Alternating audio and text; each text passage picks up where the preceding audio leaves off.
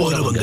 யாராவது ஒருத்தர் பேசுங்கயா. நீ எழுந்திருச்சதுக்கு அப்புறம் உனக்கு துணையா இருந்து உன்னை குணப்படுத்த வேண்டிய பொறுப்பு எங்களுக்கு இருக்குன்னு மாதரா சொல்லியிருக்காரு. அவர் காவலுக்குன்னு விட்டுட்டு போன பொம்மைங்க ரெண்டும் சேர்ந்து இங்க இந்த கத்திக்கிட்டு இருக்கு. இவர் எப்படி அங்க நிம்மதியா தூங்கிட்டு இருக்காருன்னு தெரியலையே. இங்க இருந்து வெளியே போக வழி தெரியுமா? உன்னை இங்க கூட்டிக்கிட்டு வந்தோம். அதுக்கப்புறம் மாதராவும் அந்த வழிய பெரிய பாறையால அடைச்சிட்டாரு. பாறையால அடைச்சிட்டாரா? அது ஒரு பக்கம் இருக்கட்டும், நீ தூக்கத்துல ரின் ரின் ரின்னு உளறிக்கிட்டே இருந்தியே. உனக்கு அடிபடுறதுக்கு முன்னாடி துணி துவைக்கிற பவுடர் வித்துட்டு இருந்தியா என்ன?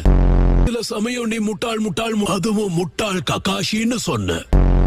முட்டாள் ககாஷினா என்ன தெரியல. பேசாம அவன்கிட்டயே கேட்டு பாக்கலாம்.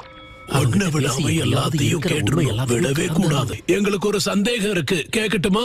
கேளியா. இயற்கை உபாதை, அதாவது வயத்த கலக்கிறப்ப உனக்கு எப்படி இருக்கும்னு சொல்ல முடியுமா? ஐயா, கக்காஷி பத்தி கேப்பீங்கன்னு பார்த்தா கக்கா போறது எப்படின்னு கேக்குறீங்களா? ரெண்டு பேருக்கு வெக்கமா இல்லையான்னு கேக்குறேன். அந்த ரின்ன பத்தியும் ககாஷிய பத்தியும் நாங்க அப்புறமா